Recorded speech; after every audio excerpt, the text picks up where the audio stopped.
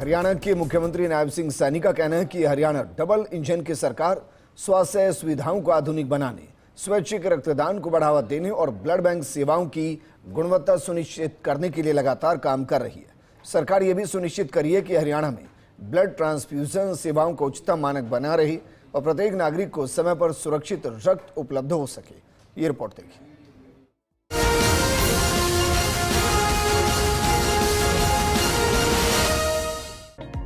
हरियाणा में भाजपा सरकार स्वास्थ्य सुविधाओं को लेकर बेहतरीन कार्य कर रही है।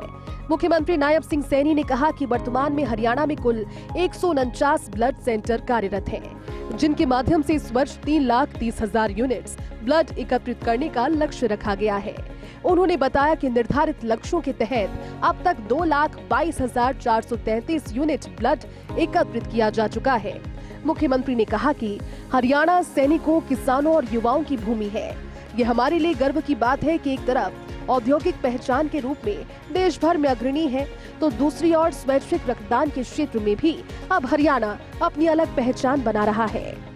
मैं ये भी बताना चाहूंगा कि हरियाणा में हमने कुल 149 ब्लड सेंटर कार्यरत हैं। हमने इस वर्ष 30,000 यूनिट्स ब्लड एकत्र भी किया है। हमने इसका लक्ष्य रखा है। अब तक 2,22,433 ब्लड यूनिट हम एकत्र कर चुके हैं। मुख्यमंत्री ने कहा कि हरियाणा में स्वास्थ्य सेवाओं का स्तर लगातार बेहतर हो रहा है। पिछले 11 वर्षों में प्रदेश ने स्वास्थ्य क्षेत्र में बड़े सुधार दर्ज किए हैं।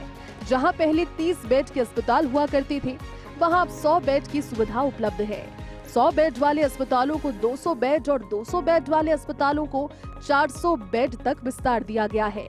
मुख्यमंत्री ने कहा कि सरकार धरातल पर गंभीरता से कार्य कर रही है ताकि प्रदेश के हर नागरिक को गुणवत्तापूर्ण स्वास्थ्य सेवाएं मिल सके। मुझे ये खुशी है कि हमने स्वास्थ्य सेवाओं को लेकर के हम लगातार कार्य हमारी सरकार निरंतर कर रही है। जहां हॉस्पिटल 30 बेडेड था, उसको हमने 100 बेडेड में कन्वर्ट किया और जहां 100 बेडेड था उसको हमने 200 बेडेड में कन्वर्ट किया और इन्हीं 11 वर्षों के अंदर हुआ है, गति से हुआ है। और जो 200 बेडेड था उसको 400 बेडेड हमने किया है। और मुझे खुशी है बताते हुए कि हम लगातार इसके ऊपर संजीदगी से काम कर रहे हैं।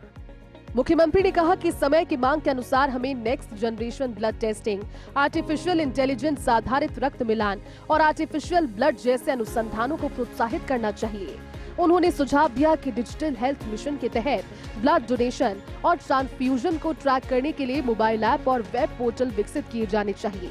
साथ ही आईएच और ब्लड ट्रांसफ्यूजन से जुड़े तकनीशियनों तथा डॉक्टरों को उच्च गुणवत्ता का प्रशिक्षण उपलब्ध करवाया जाना आवश्यक है। हमें समय की मांग के अनुसार next generation blood testing, artificial intelligence आधारित रक्त मिलान और आर्टिफिशियल ब्लड जैसे अनुसंधानों को प्रोत्साहन हमें देना चाहिए। डिजिटल हेल्थ मिशन के अंतर्गत ब्लड डोनेशन और ट्रांसफ्यूजन्स को ट्रैक करने के लिए मोबाइल ऐप और वेब पोर्टल विकसित करने चाहिए। मुख्यमंत्री ने ट्रॉस्कॉन की गो ग्रीन पहल का उल्लेख करते हुए कहा कि हरियाणा सरकार पर्यावरण संरक्षण के लिए पूरी तरह से प्रतिबद्ध है। इसी दिशा में प्रदेश में एक पेड़ मां के नाम अभियान चलाया जा रहा है। इस अभियान का उद्देश्य है कि हरियाणा के हर कोने को हरा भरा बनाया जाए। उन्होंने बताया कि इस अभियान के पहले चरण में 1,87,00,000 पौधे लगाए गए थे, जबकि दूसरे चरण में 90 लाख पौधे लगाने का लक्ष्य निर्धारित किया गया।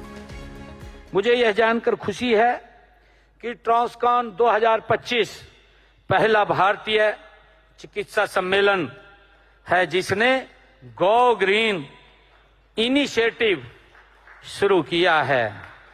यह पर्यावरण के अनुकूल पद्धतियों को अपनाने की दिशा में एक महत्वपूर्ण और अनुकरणीय ये कदम है। यह पर्यावरण के प्रति हमारी सामूहिक जिम्मेवारी को ये दर्शाता है। हरियाणा सरकार भी पर्यावरण संरक्षण के प्रति हमारी प्रतिबद्धता है।